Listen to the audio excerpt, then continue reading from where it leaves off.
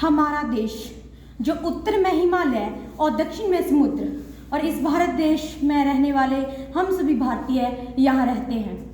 नमस्कार, मैं Shakuntalam student 5th semester sergeant Sandeep, principal ma'am और स्टाफ मेंबर और मेरे सभी भाई बहनों का इस मंच की ओर से आभार व्यक्त करती हूँ, सुस्वागतम करती हूँ, अभिनंदन करती हूँ।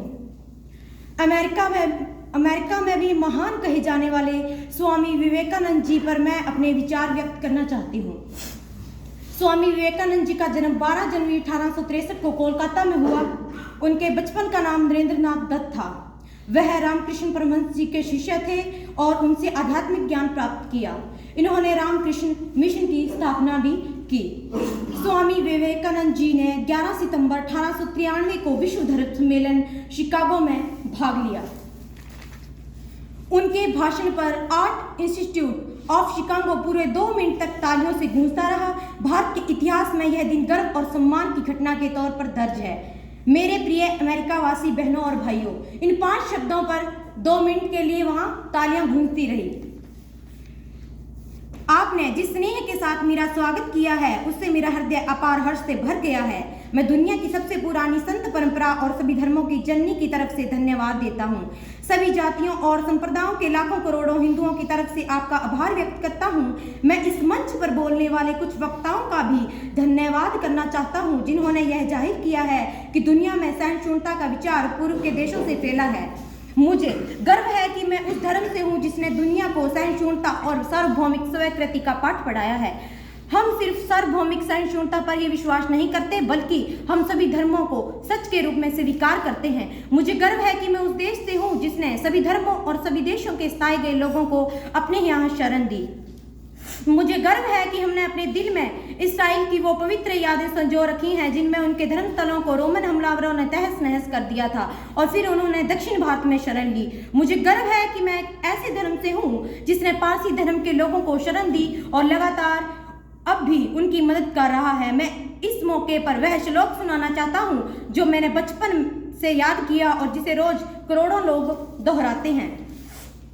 जिस तरह अलग अलग जगहों से निकली नदियां अलग अलग रास्तों से होकर आखिरकार समुद्र में मिल जाती हैं, ठीक उसी तरह मनुष्य अपनी इच्छा से अलग अलग रास्ते चुनता है। यह रास्ते देखने में भले ही अलग अलग लगते हैं लेकिन यह सब ईश्वर तक ही जाते हैं। स्वामी विवेकानंद जी हमेशा केसरिया वस्त्र पहनते थे। स्वामी विवेकानंद जी जब शिकागो सम्मेलन में पहुंचे तब उनके पास कुछ लोग आए और बोले, hello, how are you? Swami Vivekananda ji ने हाथ जोड़ के मुस्कुराते हुए कहा, नमस्कार। उन लोगों को लगा कि स्वामी जी को इंग्लिश नहीं आती।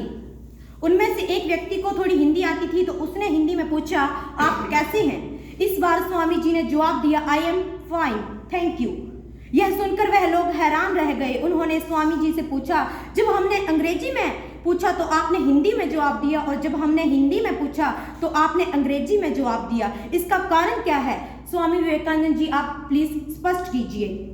स्वामी विवेकानंद जी मुस्कुराए और बोले, जब आप अपनी संस्कृति का सम्मान कर रहे थे तब मैं अपनी संस्कृति का सम्मान कर रहा था और जब आपने मेरी संस्कृति का सम्मान किया तब मैंने आपकी संस्कृति का सम्मान किया। हमारे प्रेरणा स्रोत स्वामी विवेकानंद जी कहा करते थे कि अगर मुझे इस देश से 100 ऊर्जावान युवा मिल जाए तो मैं इस देश की दिशा और दशा दोनों बदल डालूंगा। उनके कुछ श्लोक, युवा में जोश के साथ साथ होश भी हो, उठो जागो और तब तक मत रुको जब तक कि लक्ष्य प्राप्त ना हो जाए। लक्ष्य का निर्धारण और उसी पे टिके रहना, अपने चुने हुए मंत्र पे ही अपनी पूरी शक्ति लगा देना।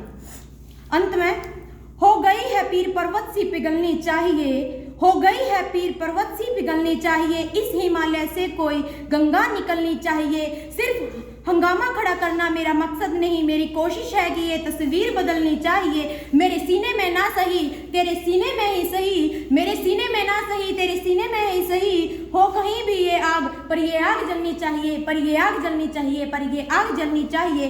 अंत में मैं युवाओं का निर्वहन करते हुए कहना चाहूंगी कि उठो जवान देश की वसुंधरा पुकारती, उठो जवान देश की वसुंधरा पुकारती, ये देश है पुकारता, पुकारती माँ भारती, ये पुकारती माँ भारती। जय हिंद, जय भारत।